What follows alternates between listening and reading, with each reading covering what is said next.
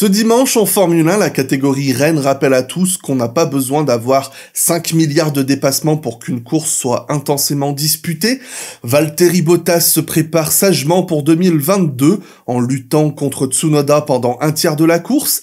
La direction de course a toujours du mal à déterminer quelle ligne blanche délimite les bords de la piste, pendant que deux grands-pères et un futur chômeur se battent bec et ongles, et Carlos Sainz a un problème lors de son arrêt au stand du jamais vu en Formule 1 depuis le Grand Prix de Turquie 2021. Il ne reste désormais que 5 épreuves à ce calendrier 2021 qui, que tu le veuilles ou non, entrera dans l'histoire comme un des plus serrés qui soit. Après 17 courses, 12 points séparent Verstappen de Hamilton, soit les points d'une 4e place. Et si de mon temps la Formule 1 s'arrêtait après 17 courses, le fait qu'il reste encore un 5e du calendrier à disputer peut nous ravir à la fois et nous faire craindre un bête abandon technique qui viendrait déséquilibrer la balance. Et pour le reste, je dois avouer que je suis toujours ravi de venir à Austin, mais je sais que cette destination divise grandement entre ceux qui adorent et ceux qui trouvent ça vide d'intérêt, parce que certes la piste n'est pas la plus propice à la bagarre, mais elle demeure un vrai challenge, et avec un public américain plus passionné que jamais, j'ai trouvé ça très enthousiasmant. Est-ce le contexte de l'année 2020 qui vient motiver le citoyen américain moyen à sortir plus que d'habitude, ou simplement un engouement grandissant qui en est la cause? Le fait est que, si pour moi l'atmosphère d'un Grand Prix vient contribuer à son charme, on devrait au moins pouvoir se mettre d'accord pour dire que la case est cochée à Austin de ce côté-là. Car oui, côté course, c'était assez vide, avec des perturbations aérodynamiques handicapantes, un DRS apportant tout juste 4 km/h de bénéfice en moyenne, et une piste beaucoup trop bosselée. Mais que diable, comme chaque année, Austin se rattrape avec des stratégies imprévisibles, avec au moins 2 arrêts, ce qui a le mérite de susciter l'intérêt dans ces phases-là. Grâce à un dernier tour en Q3 brillant, passant à travers les gouttes, Maximus a pris la pole position qu'il a convertie en victoire dimanche, non sans avoir réduit son travail des qualifs presque au néant, en perdant la première place face à Hamilton au départ. Mais son premier relais me semble bien résumer sa course, plus de rythme dans sa voiture bleue que dans celle de la voiture noire, mais aussi une remarquable capacité à rouler dans le dirty air sans trop abîmer ses pneus, et c'est ce qui le sauve du retour de Hamilton en fin de course. Mais bon, je me suis déjà étendu sur le sujet, donc on va pas s'attarder sur eux, et on va passer aux coéquipiers, parce que je pense qu'on peut dire que c'était aisément le meilleur week-end de Pérez de l'année.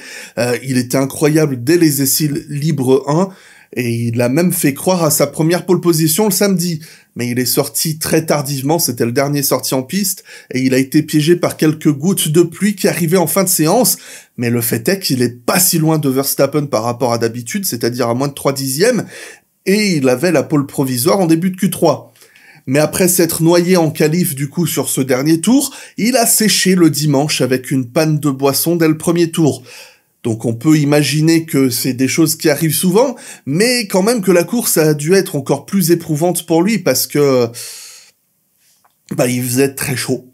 On lui a tenté un second relais en pneu médium plutôt qu'en pneu dur, comme tous les autres en fait, certainement je pense pour tenter d'effrayer Hamilton, mais il était malgré tout loin du rythme et ça n'a clairement pas payé parce que il a perdu plus de temps qu'autre chose et la différence entre les durs et les médiums, elle était pas du tout conséquente.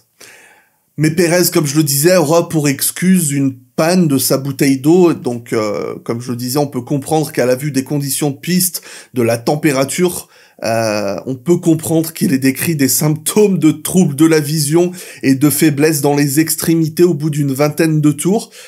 C'était, comme il l'a décrit, une course de survie pour lui.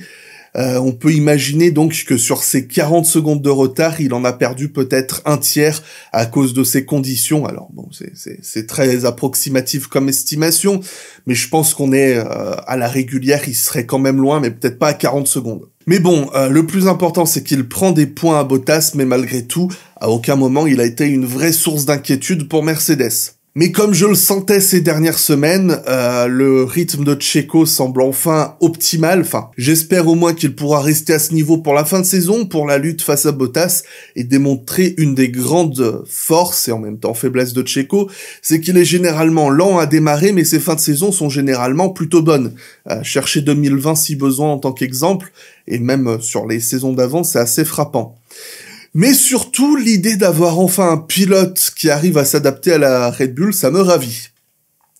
Côté Mercedes, Lewis a bien fait croire qu'il pourrait renverser la tendance des départs en réussissant un excellent envol pour une fois, et ce pour s'imposer au premier virage, mais son rythme et celui de Mercedes n'étaient pas suffisants pour jouer la gagne à la régulière, et ils ont dû tenter une stratégie différente qui a donné l'avantage en piste à Verstappen, mais cette stratégie avait pour ambition de reprendre la place en fin de course, mais voilà, entre les perturbations aérodynamiques et la maîtrise de Verstappen avec ses gommes usées, Lewis doit se contenter de la deuxième place et du meilleur tour. D'ailleurs, j'en profite pour soulever, puisque je parlais des départs, que là, ça fait 2 bons départs consécutifs des Mercedes. Est-ce qu'ils ont travaillé sur quelque chose, ou est-ce que c'est simplement du hasard? Côté Bottas, il souffrait d'une pénalité de 5 places sur la grille, parce qu'il avait un 6e nouvel élément moteur.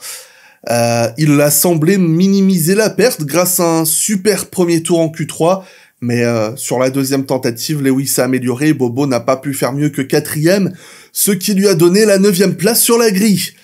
Mise à mal par des AlphaTauri en début de course, l'abandon de Gasly ne lui a laissé que le redoutable Yuki Tsunoda, fort de 17 Grands Prix en Formule 1, à affronter, et après une intense lutte, Valtteri est ressorti vainqueur lors du second relais. Il a aussi réussi à passer Norris au stand et Sainz en fin de course après un nombre incalculable de tentatives ratées. Finalement, de 9e à 6e avec une Mercedes, je ne m'attendais pas à mieux de sa part, donc le contrat me semble parfaitement rempli. Mais comme je le disais, plus sérieusement, il a pour sa défense les difficultés qu'ont présenté le tracé d'Austin ce week-end pour dépasser. 4e, Charles Leclerc continue d'avoir aussi un peu de réussite pour prendre, c'est sa 3e, 4e place en 4 Grands Prix, et ce fut une course bien solitaire de sa part. Il a chassé Pérez en fin de course, mais il était bien trop loin pour tenter quoi que ce soit. C'est difficile d'en demander plus de sa part, honnêtement, dans la Ferrari. Mais côté Carlos Sainz, c'était bien plus riche en action, avec des premiers tours endiablés face au McLaren. Il a passé Norris hors piste, il a dû rendre la position, mais il l'a fait avec ruse, en le laissant passer juste avant la ligne de détection du DRS. Ce qui veut dire que Sainz a pu bénéficier du DRS pour repasser Norris juste après. C'est vicelard, mais il n'y a rien qui l'interdit. Il a engagé une lutte virile face à Ricciardo qui aurait bien pu mal finir, mais au final, il a pas réussi à le dépasser. Et à cela, je dis merci de la direction de course. Oui, il y a eu un contact entre les deux, et non, pas besoin de pénaliser bidule ou machin truc à cause de cela. Car certes, Daniel Ricciardo doit encaisser une part du blâme dans cette touchette. Il a perdu un peu l'arrière dans cette épingle à droite, cette épingle qui offre tant de bonnes actions, mais on va dire que c'était de bonne guerre. De manière générale, ça me fait plaisir de revoir un Ricciardo agressif de la sorte, qui s'est bien défendu, qui a bien attaqué au départ pour ramener cette 5e place. Quant à Norris, il a eu un de ses plus mauvais dimanches depuis très longtemps, en se faisant avoir bêtement par Sainz au DRS comme je le mentionnais plus tôt, et après cela, il a accumulé les petites erreurs, perdant beaucoup de temps, et sa 7e place au final face à Bottas lors de son arrêt au stand. Dans la lutte McLaren-Ferrari, Ferrari semble avoir repris un avantage depuis leur nouvelle amélioration moteur, et McLaren qui ne développe plus rien pour cette année, ça promet une lutte tout aussi intense pour la 3e place du championnat constructeur. Et en contraste, Yuki Tsunoda, lui, réussit son plus beau week-end en Formule 1. Je le dis, oui, il l'a réussi. Non pas uniquement pour la course, mais l'ensemble du week-end, où il était là, aux essais libres 1, mais où il se qualifie quand même à 8 dixièmes de Gasly. Mais on va dire que le week-end était propre et pas si mauvais que ça en termes de rythme. Comme Sainz, il était sur la stratégie la moins optimale en partant avec les pneus soft, mais il était donc bien placé au départ, départ qu'il a bien réussi où il a passé son équipier et Bottas à qui il a mené la vie dure pendant un bon tiers de la course, et après cela, ce fut une course solitaire, mais il retourne enfin au classement avec 2 beaux points en 9e place. De son côté, Gasly a été sandwiché au départ. Il a perdu des positions face à Tsutsu, Bobo et Jojo, mais il a repassé l'Alfa Romeo très vite et Bottas a dû le laisser passer parce que il avait dépassé Gasly hors de la piste. Hélas, peu de choses à démontrer ce dimanche pour Gasly parce qu'il a rapidement abandonné à cause d'un problème de suspension, mais on peut s'attendre très certainement à ce qu'il y a eu des points qui ont été perdus. Chez Aston Martin, c'est au tour de Vettel de faire le boulot ce week-end. Partant du fond de grille, il a réussi un bon premier tour pour se placer 14e. Et ensuite, il a mené une belle lutte, une belle course d'endurance. Il a lutté au fil des tours contre Russell, Alonso, les Alfa Romeo, tout ça, pour prendre le point de la 10e place, et la 9e place était pas loin.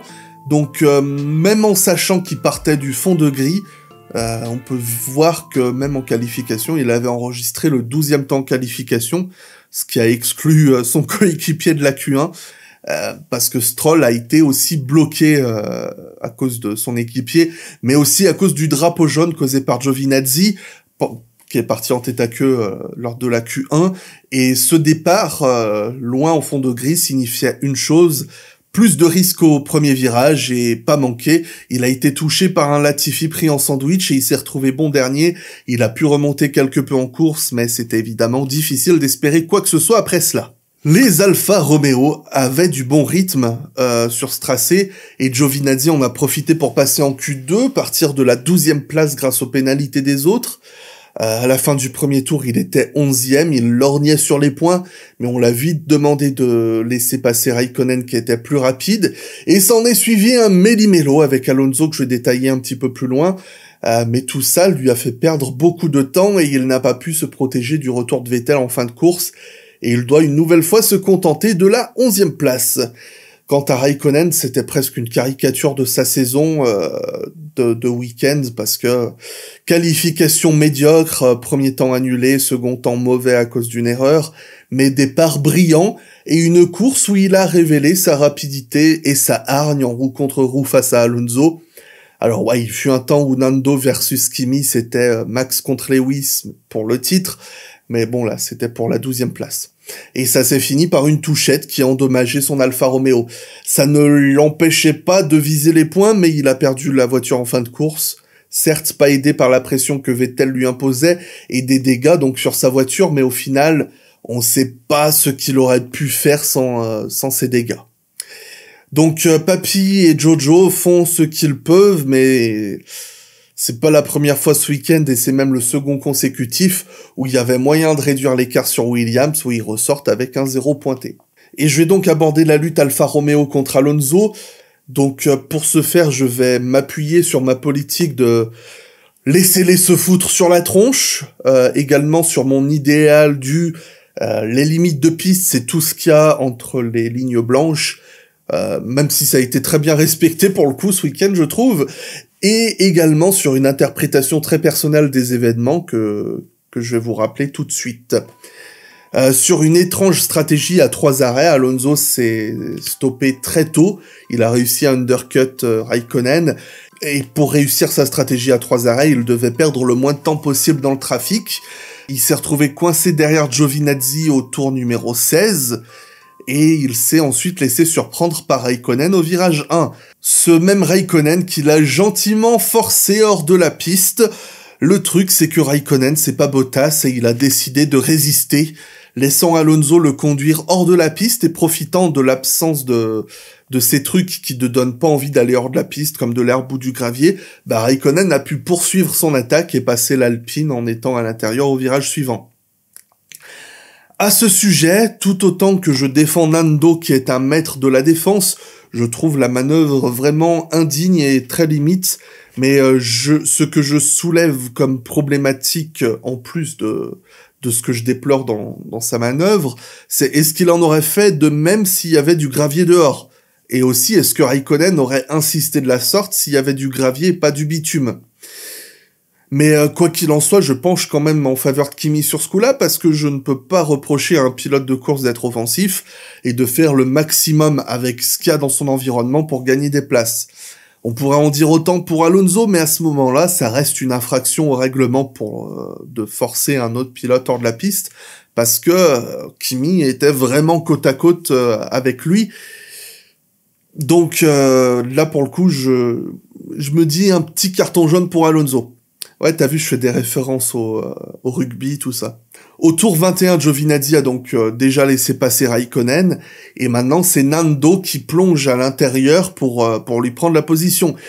Mais il a freiné beaucoup trop tard, sorti de la piste, et plutôt que de regagner sagement la piste, il en a profité de ce dégagement pour étendre son virage, ressortir plus rapidement que Giovinazzi, et le passer à l'épingle suivante. Alors ça s'appelle profiter des limites de piste, et c'est totalement interdit. Donc le dépassement n'est pas légal et il est normal qu'il ait dû rendre la position, sinon c'était 5 secondes de pénalité. L'échange d'Alpine avec Michael Masi était certes très drôle, mais à aucun moment Alpine était légitime à se plaindre de la sorte, parce que en un cas Raikkonen a été forcé dehors, dans l'autre Alonso c'était totalement délibéré ce qu'il a fait. Et ensuite, troisième round, tour numéro 26, Alonso plonge de nouveau à l'intérieur au même virage, mais cette fois-ci il reste en piste. Cependant, cette fois-ci c'est Giovinazzi qui sort large pour éviter l'Espagnol, qui regagne la piste, défend sa position et la conserve. Et là, honnêtement, sur ce cas-là, j'arrive pas à trancher, je peux pas donner un avis, simplement parce que je suis pas pilote de Formule 1 et que j'ai pas les télémétries sous les yeux, parce que, encore une fois, l'attaque de Nando est assez tardive et Giovinazzi est vraiment forcé d'élargir pour laisser la place. On pourrait dire que, comme pour Raikkonen, Giovinazzi n'a pas d'autre choix que d'aller dehors pour éviter l'incident, mais on est, je sais pas, à cette vitesse, dans une épingle un peu plus large, j'ai l'impression, j'ai pas l'impression, je me demande si Giovinazzi aurait pu ralentir décemment pour vraiment se forcer à rester en piste. C'est quelque chose que je serais incapable de dire. Aussi, ma question, c'est, est-ce réglementaire pour Giovinazzi de quand même profiter de sa sortie de piste pour conserver sa position? Parce que certes, on peut défendre qu'à nouveau Alonso, la forceur de la piste, mais là, pour le coup, est-ce que, sur ce cas-là, est-ce qu'il est honnête de quand même en profiter pour conserver sa place? Donc c'est pour ça que pour ce cas-là, Giovinazzi, on lui a dit de laisser passer Alonso, mais pour ce cas-là, je prône une nouvelle fois le Let's Them Race. Je l'ai dit aussi françainement que possible. Mais entre cette stratégie à 3 arrêts, le départ du fond de grille pour un nouvel échappement et la visible difficulté des Alpines ce week-end, ces 3 incidents trahissent un Nando frustré et désespéré pour moi, et si je le rejoignais totalement sur ses complaintes récentes, je trouve que ce qu'il a défendu ce week-end relève plus de l'émotionnel que du rationnel. Il sera difficile d'enchaîner sur Ocon qui a eu sa course ruinée au départ suite à un contact. Une nouvelle fois, pour moi, là, c'est juste pas de bol, mais incident de course. Et pour boucler un peu les figurants qu'on n'a pas trop vus, Russell et Latifi sont 14 et 15 pour Williams. Russell a profité de la mêlée pour remonter de la dernière place, mais ça, Williams n'avait juste pas le rythme pour chercher plus haut. Quant à Latifi, il a fait ce qu'il a pu au premier virage, lorsque Schumacher tenait l'intérieur et que Stroll, à sa droite, fermait la porte. Bête incident de départ, et je peux pas totalement le blâmer pour ça, parce que entre les perturbations aérodynamiques du départ et le fait que le virage est très serré, qu'il s'est retrouvé sandwiché, il avait pas grand-chose à faire, je pense. Mais grâce à cela, Schumacher a pu un peu se battre en début de course, une nouvelle fois, se faire un petit peu plaisir, mais le manque de rythme des As à la maison s'est fait évidemment ressentir, et il finit encore une fois avant-dernier devant son coéquipier, qui a été victime d'un repose-tête pas attaché au premier tour. Il a dû repasser au stand dès le départ, compromettant sa stratégie, perdant un peu de temps pour refixer le truc et le reléguant loin du peloton. Et avec ça, en plus, il souffrait de surchauffe dans son châssis, il avait les pieds qui brûlaient, le pauvre petit. J'ai l'impression, de ce que j'ai compris, que c'était assez courant chez As. Génial. Après, si ça explique une partie du retard de Mazepin, là, pour le coup, il a dû perdre une bonne trentaine de secondes là-dessus. Il termine quand même à pratiquement un tour de son coéquipier. Ça fait quand même un peu beaucoup, malgré tout. Et ce sont sur ces paroles de sagesse que j'incarne que nous allons conclure cette émission. J'espère vous avoir permis de revivre ce Grand Prix d'Austin qui, n'était pas le plus palpitant en piste, mais qui était très intéressant à lire entre les lignes pendant et après la course aussi. Donc voilà, pour votre écoute, je vous remercie. J'espère que ça vous aura plu. On se donne rendez-vous je sais pas quand, pour je sais pas quoi. Et de toute façon, c'est pas mon style d'annoncer le programme, j'aime bien faire des surprises. Bref, je m'en arrête là. Merci Periscope de ton écoute. Merci Austin, à vous les studios. Gros bisous.